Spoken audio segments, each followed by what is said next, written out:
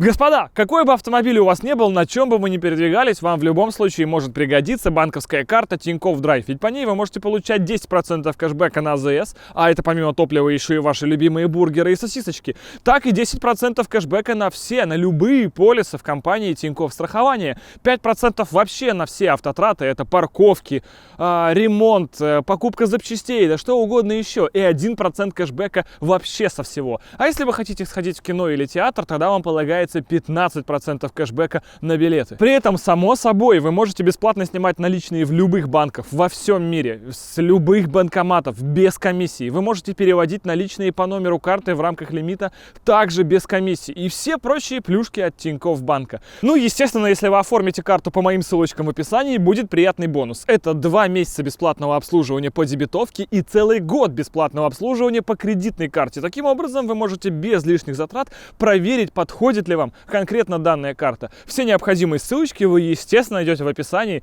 под этим видео. Тинькофф банк топчик.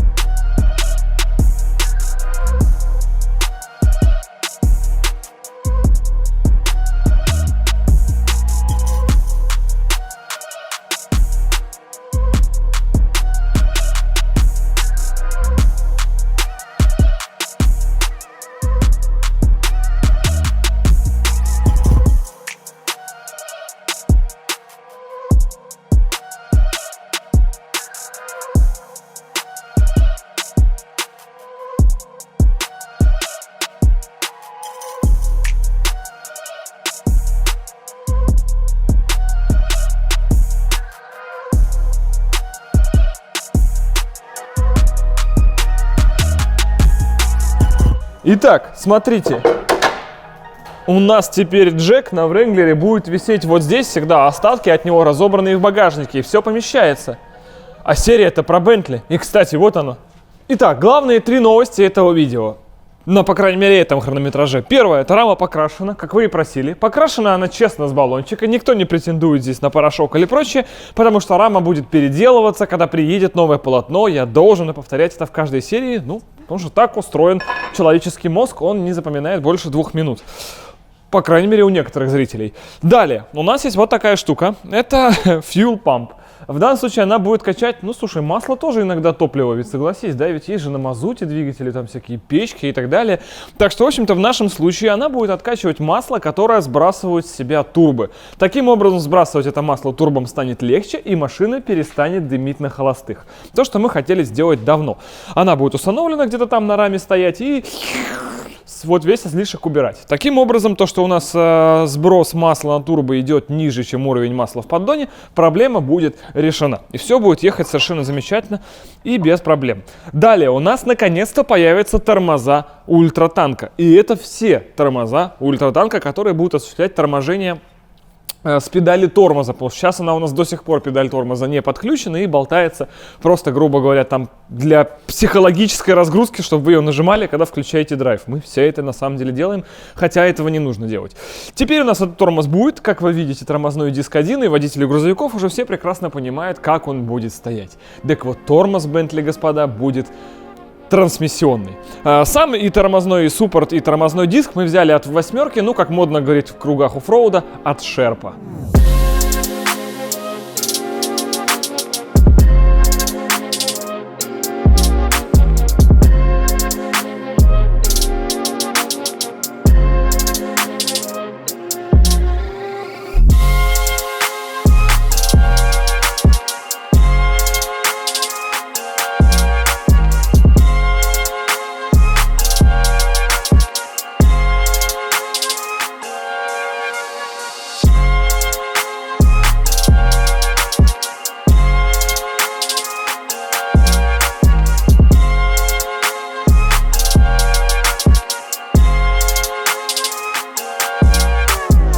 И вот, собственно, наш и тормоз. Он трансмиссионный. Если кто не знал, трансмиссионный тормоз выглядит именно так. Это один тормозной диск, который располагается на кардане, и когда вы нажимаете педаль тормоза или ручник, в зависимости от того, на что активирован этот тормоз, он начинает препятствовать вращению кардана. Поскольку кардан соединен с задним мостом, а мост, соответственно, уже через полуоси, с колесами, таким образом перестают вращаться и колеса. Недостатком этой схемы является то, что у нас свободный дифференциал. И тогда гипотетически, если одно колесо окажется на льду, его заблокируют, а второе на твердом будет дальше проворачиваться, потому что у нас сработает дифференциал, и торможение будет неэффективным. Однако для вездеходной техники, для гусениц, где и так очень большой коэффициент сопротивления и, как правило, огромный коэффициент зацепления с плоскостью гусениц, колес, неважно чего угодно, то эта схема реально рабочая. Ее является преимуществом то, что тормоз стоит очень высоко всегда. Допустим, даже если у вас мосты портальные, и тормоза находятся там где-то внизу, которые могут быть в воде, в жиже и так далее. Трансмиссионный тормоз находится практически всегда вверху. Он очень мало когда пачкается. Более того, он один. И через это, соответственно, у него меньше поломок. Все тормозные трубки также идут поверху, его практически никогда ничего не цепляет. В нашем случае сами видите, как он защищен, то есть до него докопаться ничем невозможно. И вывести из строя трансмиссионный тормоз гораздо сложнее. Я еще думаю, что в будущем нам придется все-таки ввести в задний мост блокировку, которая, допустим, будет управляться вместе с педалью тормоза. То есть как только сработал трансмиссионный тормоз, так тут же сработала и блокировка заднего моста. Таким образом, у нас не будет проблем со свободным дифференциалом из того, что при разной степени зацепления получается траков, будет у нас возможность одного из них проскальзывания. То есть вроде как все нарядненько. Вторая, естественно, версия с тормозами у нас была это от одной педали активировать уже наши основные тормоза, которые располагаются справа и слева. Таким образом мы бы ушли от свободного дифференциала, этого не было, и все равно каждый трак бы тормозился, потому что все-таки одна педаль активирует два суппорта. Но в итоге решили делать трансмиссионный для того, чтобы немножко эти тормозные системы распределить, чтобы даже если у нас погорят тормоза эти или эти при длительном повороте, потому что все-таки они у нас выходили в перегрев в следующих сериях, и пока мы эту проблему не решили, и, в общем-то, она пока больше и не возникала, то эта система, она получается своя, отделенная от этих систем тормозных, от правой и от левой. И получается, что мы всегда сможем остановиться. Если это выйдет из строя, у нас все равно останется тормоз правый, тормоз левый, а если один из этих суппортов перегреется, то у нас всегда останется трансмиссионный тормоз. Б. Безопасность. Также для полного марафета, чтобы совсем были счастливы, покрашены даже стоечки, покрашены амортики, покрашены пружины, покрашено все, что только может быть покрашено. Кроме вот этих двух белых. Они потому что будут белыми. Но, собственно, то есть пружины есть красные, есть черные, есть белые. Теперь вы в этом разбираетесь.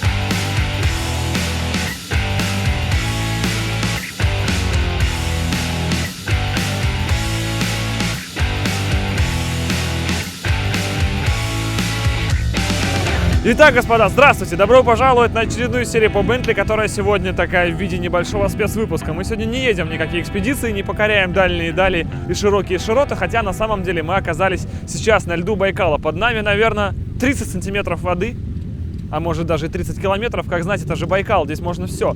Но наша задача сегодня попытаться зафиксировать официальный мировой рекорд скорости для гусеничных транспортных средств, который, по-моему, на сегодня составляет 105. То есть нам нужно сегодня перевалить 105, в этом нет проблемы. Но есть еще наша давняя, так сказать, вендетта. Поехать и побить неофициальный мировой рекорд скорости, который на сегодня равен 130 км в час. Мы уже ранее пытались это сделать, и 130 она точно едет. Но было это, естественно, на твердом грунте, это было на асфальте. Сегодня у нас под ногами лед, как вы понимаете, со снегом. Будет очень скользко, держака нет. В принципе, у нас есть доступное для установления рекорда расстояние порядка мили. То есть от места старта до ворот, там где-то миля с небольшим, по-моему, хвостиком. Или вообще ровно миля. Таким образом, мы в конце этой мили, это получается сколько? 1,6 километра. Мы должны показать максимальную скорость 130. До этого у нас этого не получалось. Чтобы разогнаться до 130, нам нужно на самом деле 2 километра. У нас их сегодня 1,6. Мы немного отшились, и если у нас получится 130 перевалить, это будет вообще идеально. Но в любом случае мы сегодня хотя бы официально зарегистрируем то, что по книге рекордов России это официально самый быстрый гусеничный транспорт в мире. Но есть еще одно улучшение, само собой, это масляный насос. Мы вам про него говорили с самого начала, когда прикрутили турбины кузет, и он стал дымить. Дымил он только из-за того, что масло не могло достаточно хорошо сбрасываться с турбин. Так вот, мы поставили маслонасос. Такие продаются, это, в общем-то, не какая-то там ноу-хау, супер разработка, просто можете загуглить это, взять и его приобрести. Стоит, в нашем случае, он на раме, и, собственно, стурб оттягивает масло и принудительно сбрасывает его обратно в поддон. Запитан на зажигание, работает вместе с импульсом по бензонасосу, грубо говоря, включили, он постоянно жужжит. Также дополнительно для него, чтобы он на всякий случай не перегорел, потому что масло стурб может быть горячее, перед ним поставили самый простенький масляный радик. Таким образом, у нас теперь это висит снизу, и выхлоп наш больше никогда не дымит. Все, наступило евро 228. А теперь погнали к цели нашего визита.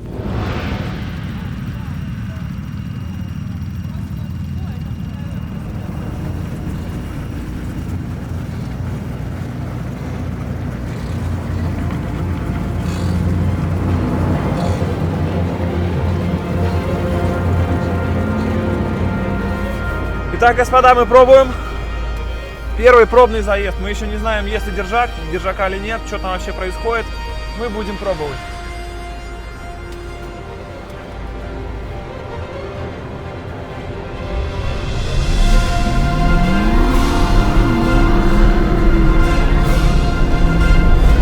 Едем мы с 80, едем мы 90, 118. 120! 122! 123 миля! Короче, судя по двигателю, у нас все в порядке. Ему, конечно, херовенько, честно скажем, но едет. 124 было в конце. Так, ну что, заезд второй. У нас все пошло. На этот раз температура на впуске 20. Мотор 93, коробка 84, все прогрето. Но попробуем. Не знаю, что получится. Очень хочется, чтобы что-то получилось.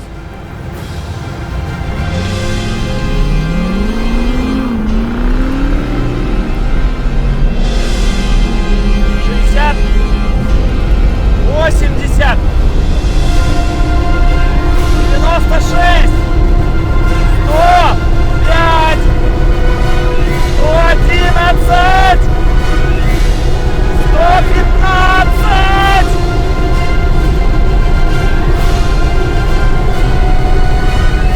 122!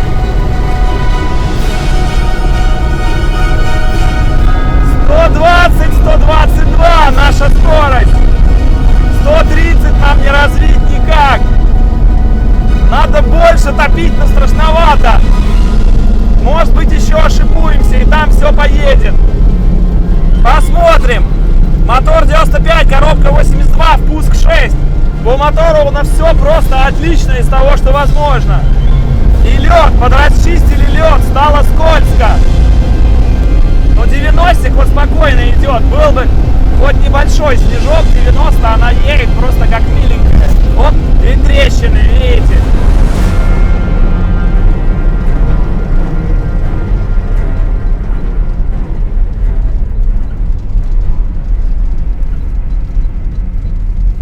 В общем, мы упираемся в какой-то воображаемый потолок, типа 123. Что нас ведет к этому потолку? Во-первых, то, что машину ведет немного вправо, все равно, хотя вроде как ее и вело ранее вправо, мы даже думали, что это из-за кривой гусеницы. Мы поменяли местами гусеницу левой с правой, но ее все равно ведет, и все равно вправо. Приходится притормаживать, естественно, когда вы тормозите на таких скоростях, когда уже мотор и так пыжится со всей дури, скорость из-за этого падает. скажем, делать так и двигаться дугами, когда у вас совсем нет зацепа, тоже опасно, потому что вы не можете на большой скорости резко повернуть рулем или изменить траекторию, вас просто развернет. В итоге у нас было, естественно, в кармане запасное оружие, секретное. Это шипы, которые в виде саморезов, хотя это специальные шипы, это не саморезы, вкручиваются таким вот образом в полотно. Мы их взяли немного, всего 500. Здесь есть люди, которые вкручивают по 2-4 тысячи шипов в каждое колесо, но это прям получается вот такое зло, как ежик, и едут. При нашей площади зацепа, учитывая, что мы первый раз 123 километра поехали вообще не ошипованные, получается, мы здесь в режиме бога должны двигаться, если у нас хотя бы всего их по 500. Вернее, всего 500, по 250 на каждую сторону. Сейчас, если снова откроют трассу, если погода позволит, снова проедемся. Если мы хотя бы поедем 125, значит, завтра мы уже заявляемся на рекордный 130.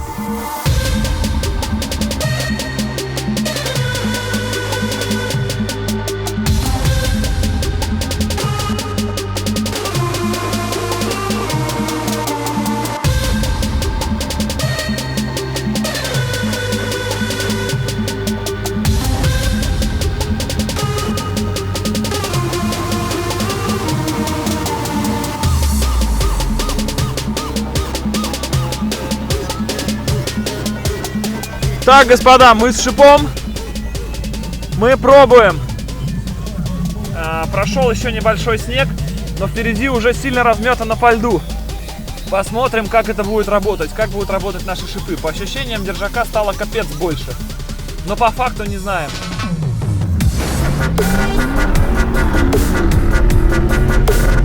Держака больше. 78. 90. Держака просто космос! Очень много держака! Полмили! 110! 113! 118! 119! 124! Нет, 122 также! На максималку это не влияет!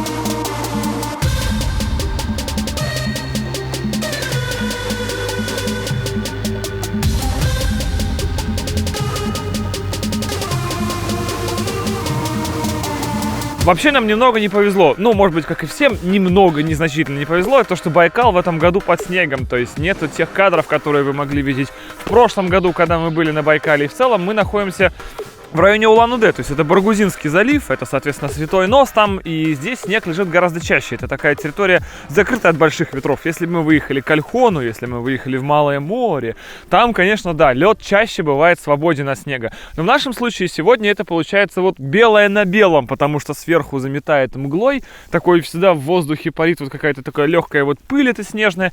В итоге получается просто снег. Но это хорошо тем, кто гоняется, потому что зацепа гораздо больше. Это не голый лед, а все-таки уже лед, который со снегом вступает в какую-то около нулевую по температуре реакцию и получается очень шершавым. Через это много держака. Соответственно, больше показателей по скорости. Если в первый день все гоняли и максимальная скорость была 218, и это был лидер дня, то, по-моему, сегодня, во второй день, едут уже или 235, или 245, или сколько-то там. Я уж не помню, какой рекорд, вы не помните? 280, Саня говорит. 280? Да нет. 280 это мотоцикл поехал. Да. Да. Мы среди машин имеем в виду. Среди машин, да, по-моему, что-то около по 250. То есть вот называется лед промерз, лед стал держаковым. Потому что если бы не было бы снега, лед плюс вышло солнышко, появляется тонкая, в общем-то, пленочка воды, и все начинают скользить. Плюс первый день, как все дико скользили, никто не угадал с шипами, кроме нас. Реально, никто не угадал шипами. У кого-то шип слишком высокий, у кого-то слишком низкий, у кого-то шипов много, у кого-то шипов мало.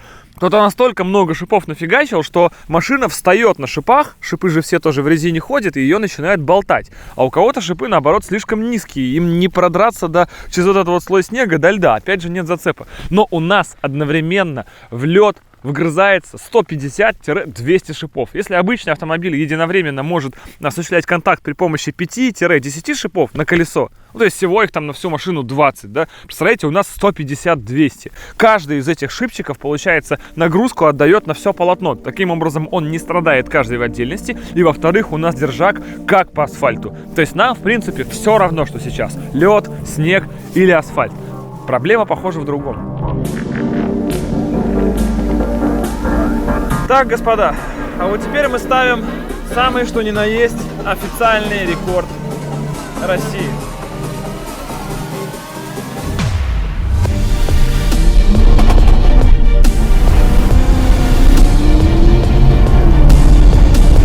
Вроде разгоняется.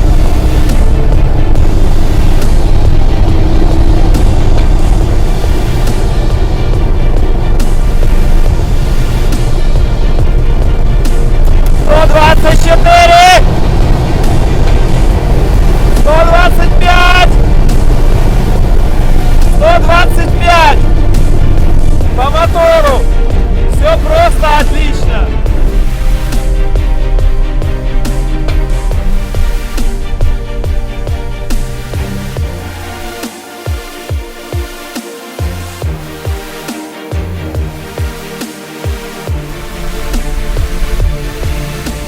Короче, все огонь. Надо буст поднимать. Едет она замечательно. Сегодня держака вообще еще больше, чем вчера. Там в середине голый лед, лево-право снег цепляешь и едешь прям в космос. Короче, погнали. Сейчас бустанем. Ну что, ребятушки, последняя попытка. Мы сняли воздушный фильтр, сняли трубочку с актуатора турбин. У нас сейчас на впуске температура -9. То есть ничего не может, по идее, нам помешать. Главное, чтобы буст не уходил в 1,5. В 1,1 надо его держать. Если будет передувать, надо будет бросать газ, иначе мы спалим мотор. Мы уже идем не на рекорд. Рекорд уже поставлен, да. Мы делаем это для себя, чтобы понять, сколько же мы сможем поехать. Сможет ли она хотя бы неофициально перевалить 130. Ведь если она сможет перевалить 130 неофициально, мы все прекрасно знаем, что мы сюда вернемся в следующем году и сделаем это еще раз более мощным мотором.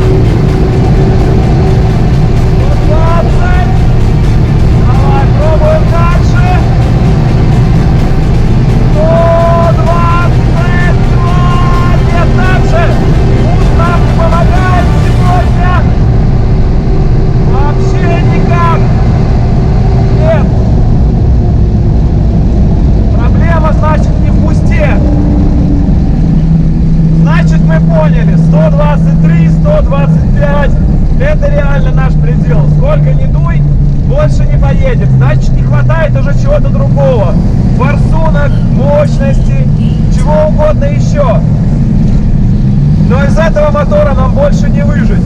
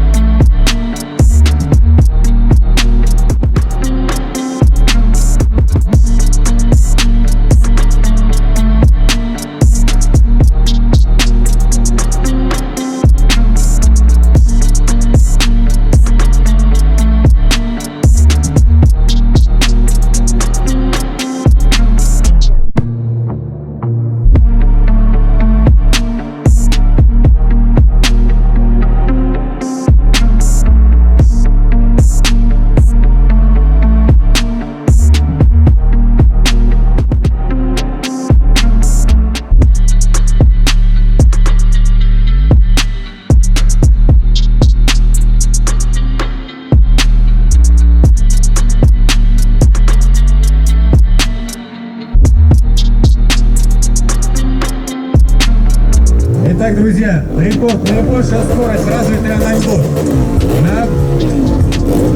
На гусеничном вездеходе «Ультратанк» на дистанции 1 миля.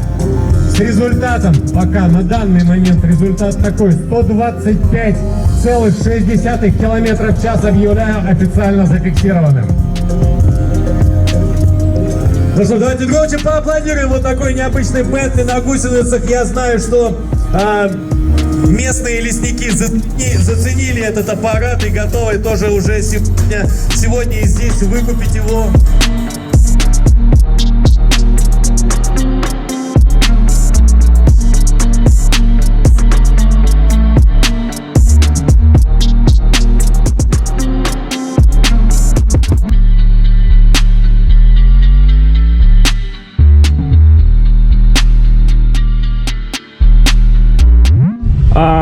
Экстренное мобильное включение, господа. Так получилось, что нас выплеснули в толпу. Толпа, соответственно, нас сразу же облепила, и все. Заезды. Ну вот Иван сидит с сертификатом. Тоже немного переживает, потому что люди уже начинают лезть на гусеницы. Да, если что, мы сейчас уже, чувствую, начнем как-то заказывать какую-то эвакуацию, потому что мы прекрасно знаем, как это было на Максе, да? Когда сначала лезут на гусеницы, а потом лезут на крышу, и поскольку это толпа, ну, толпа ни в чем не виновата, но это толпа. В общем-то, такая ситуация. Самое страшнее. Да, мероприятие продолжается. Мы сидим закрыто, естественно, в машине заглушены, потому что... Стекол целый, да? Да, иначе будет опять же дым туда идти в толпу. Вон там народ уже ломит, стучит прям стекла. Но если мы сейчас откроем дверь, мы уже сегодня никуда не ездим, ни на какие заезды. Добро пожаловать в мой мир, пацаны. А вот сейчас, ребятушки, будет реальная дичь. Будет гонка с вертолетом. Я, Бентли, вертушка Ми-8 и реальный замес.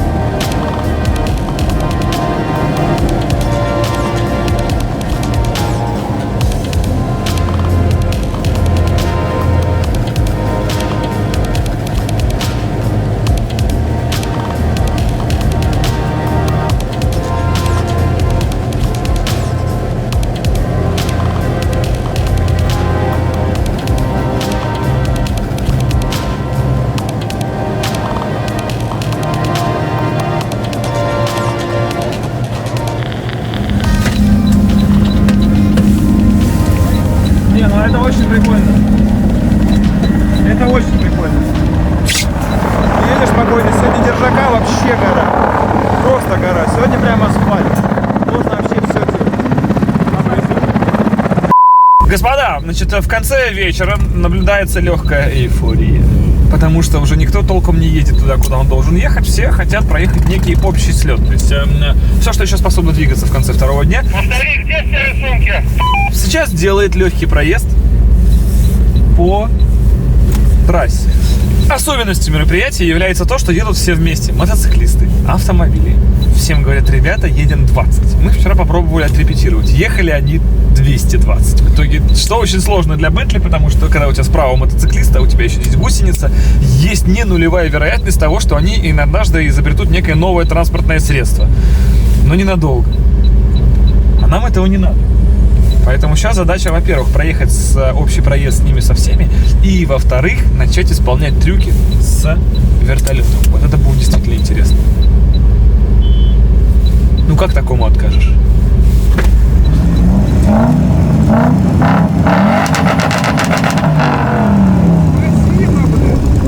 Сзади упал мотоциклист.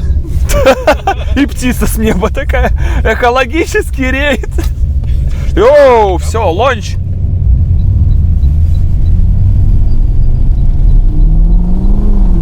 Итак, господа, чтобы вы понимали, как это выглядит. Значит, впереди велосипедисты, мотоциклисты.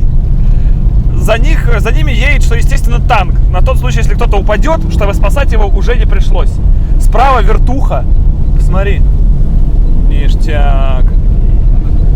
Вот, по-моему, один уже приехал. Вот он реально, вот что это было?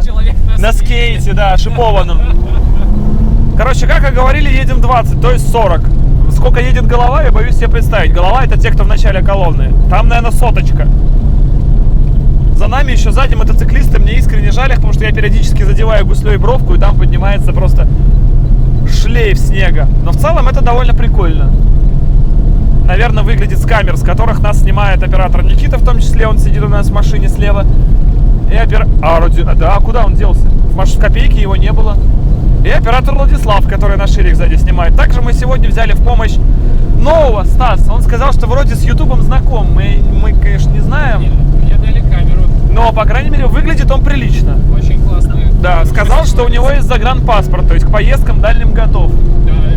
Да? Да? Да, я и к возвращениям готов просто. В принципе, это все, что мы про него знаем. На всякий случай ссылку на его инсту оставим в описании, так что если захотите, пробейте его, может, кто по инсте в курсе. Расскажите, что за человек. Свадьбу снять может. Стоит оставлять его себе или нет. Ну, вроде пока справляется.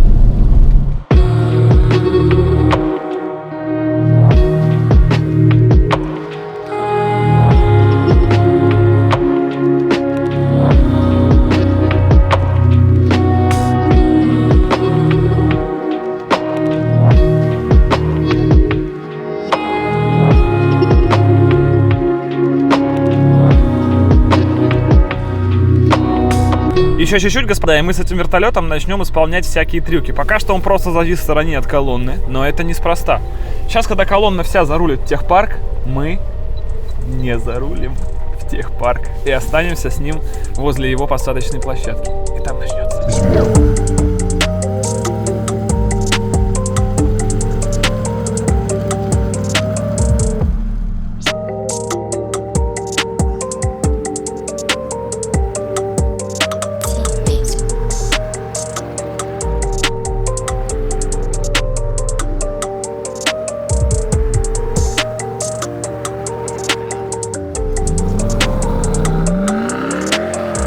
Пока крутились с вертушкой, отлично видно, как работает шип. Да, он невысокий, там 4 миллиметра, по-моему, да, он значился, дядя Вань?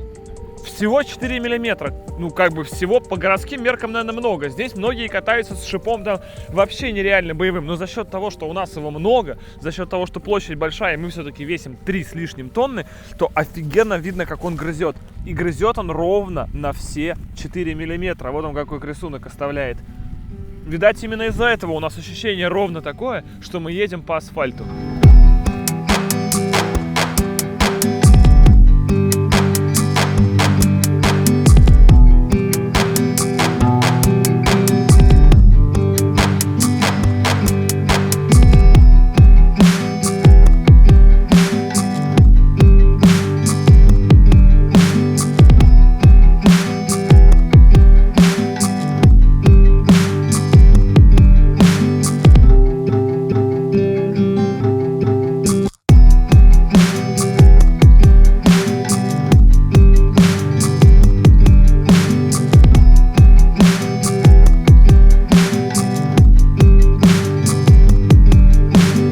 И да, мы наконец-то разулись, и мы сделали специально, и что самое главное, господа, это историческое событие. Мы разулись последний раз.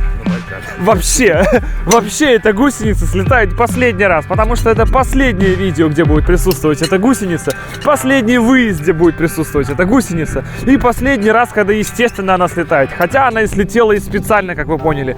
Это был жесткий, беспощадный байкальский дрифт. Если бы хотя бы не было еще вот этого слоя снега, который местами делает так чик, и прям как вот он жесткий становится. И шипов, конечно, бы мы дрифтили без проблем. Но, в общем-то, поскольку технология отработана, это не особо проблема. Так что мы должны были разуться, мы разулись. Все, мы все счастливы. Сейчас по морозицу быстренько одеваемся обратно, едем домой и греемся.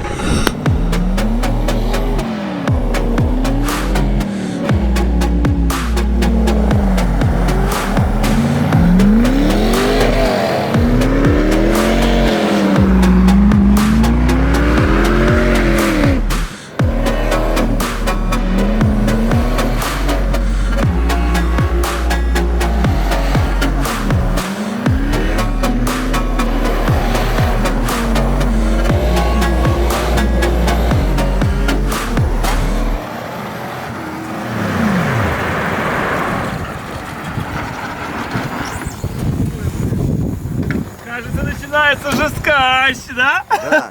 Это уже прям почти кружок. Кружок. Но там не просто это делается. Там сначала закидываешься, газуешь, отпускаешь, на отпускании подтормаживаешь, снова закидываешься. Но это прямо уже бог. Там угол маленький совсем, правда, да, наверное? Ну, хоть что-то. Но это жестко. Изнутри это пипец жестко.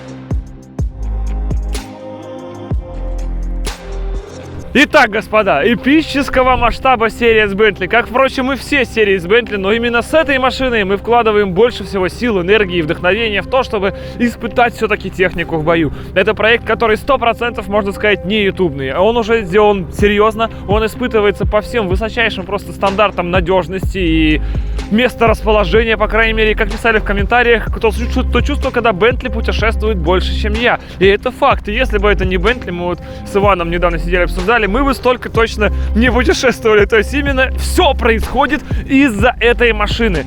Из-за идеи, из-за человека, который все это реализует, Иван Джаггер Гараж, из-за операторов, из-за капитана Григория, из-за двойки Жиги, из-за Байкала, из-за всей этой сущности, которая крутится, и получается в итоге вот такая вещь. Для начала о плохом. Что показал выезд? Turbo UZ. Мы не знаем, почему он живет. Мы не знаем, что это такое. Если бы мы знали, что это такое, но мы не знаем, что это такое, его не хватает. 400 сил для такой штуки, очевидно, мало. Почему Turbo UZ до сих пор не разлетелся в клочья, нам непонятно. Буст на единице. Расход за один прогон на милю и вернуться обратно примерно 15 литров 98-го. Если вы просто поставите ведро под кран и откроете воду, оно будет наполняться с той же скоростью. Представьте, что у вас вот так вот льется 98-й туда ведрами на бусте 1, и все это не перегревается. Ему очень плохо по смеси, оно что-то стреляется туда-сюда, но он живет, он не ест масло, он не стучит, он не перегревается. Я не знаю, как она может быть существовать, и мы считаем, что он все доказал. В этой серии вы последний раз видели его с турбинами. Дальше UZ переходит на атмосферный вариант, на сток, и существует далее в нем. 280 сил нам в реальной жизни, если не брать максимальную скорость и дрифт, хватит на все. Есть понижайка. Просто нужно упрощать двигатель, снимать эти турбины, снимать маслонасос, соответственно, чтобы у нас не было проблем по смеси, чтобы был меньше расход, но при этом все это ехало. Тех самых там 440 ньютонов, которых он развивает, нам хватит за глаза на самом деле. Чтобы сюда вернуться в следующем году, нам нужен 5-литровый компрессор, шитый на Stage 2, и тогда эти 600 сил, причем ровные 600 сил, не турбовые, не завые, толкнут эту штуку уже с новыми характеристиками, с новым гусеничным полотном к новым рекордам. Но для оффроуда, для следующих серий, для показателей, если мы хотим ехать на этой штуке в экспедицию, решать сложные задачи, нужно другое гусеничное полотно. Наша любимая НПО «Композит» из города Курска уже прислала, как вы видели на моем стрим-канале, нам практически первый образец, который сейчас еще будет немножечко видоизменяться. Вы даже этого никто не увидит, даже мы этого, наверное, не увидим. Но там ребята делают, в общем-то, свои необходимые уже самые финальные вот эти доводочки. И мы из-за этого нового гусеничного полотна будем, соответственно, переделывать и шасси, потому что по-другому будут выглядеть и каточки, которые внизу, и они не будут уже обледеневать, естественно. И все это будет на атмосферном УЗ.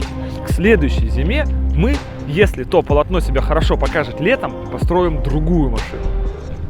Или модифицируем эту. И она вернется сюда, и мы перешагнем 130 точно. Столько страшно, 140 я даже не загадываю. Но там разница 10 километров в этих значениях, это уже космос, какие усилия. Так что, господа, Bentley Ultra Tank, топовая вещь, которая держит, которая едет, которая комфортна, которая игнорирует торосы. Параллельно едут операторы, машина просто вау, поскочила, мы такие, и дальше. То есть просто нам все равно, где ехать. Такое количество держака, шипы, которые можно вкрутить, выкрутить обратно. То, что их много касается одновременно льда, делает ее неуязвимой перед гололедом абсолютно, если вдруг эта машина попала в такие обстоятельства. И главное, ошиповать можно все на месте. И шипов можно пихать в 2 раза меньше, и при этом все это будет держать. То есть вы едете куда-то там, вы встряли, не знаю, в речку, которая вот так вот прям текла под углом и застыла. Вы на месте вышли шуриком и поехали. Все. Это просто какая-то идеальная машина апокалипсиса, с которой мы сегодня практически, с атмосферой, по крайней мере, столкнулись, когда делали общие проезды с мотоциклистами, с другими машинами. И все это прям было как в «Безумном Максе». К сожалению, Bentley уходит до июня с экранов, потому что дальше будут технические переделки, ожидание деталья и так далее и тому подобное. А вот летом, господа, мы, похоже, поедем на ней на бездорожье. То, о чем вы просили с первой серии, но мы сделаем это только через год с хвостом после первого выезда. Тем не менее, это произойдет. Спасибо вам огромное, что смотрели эту серию. Огромное спасибо Байкальской миле за то, что предоставили нам возможность использовать такое количество прямика. Спасибо Книге рекордов России за то, что терпели наши 86 тысяч попыток, пока мы выкручивали буст, искали там влажность соотношения, то, как обычно, Джаггер Гараж делает вещи. Это, само собой, без Ивана это было бы невозможно, ничего совершенно.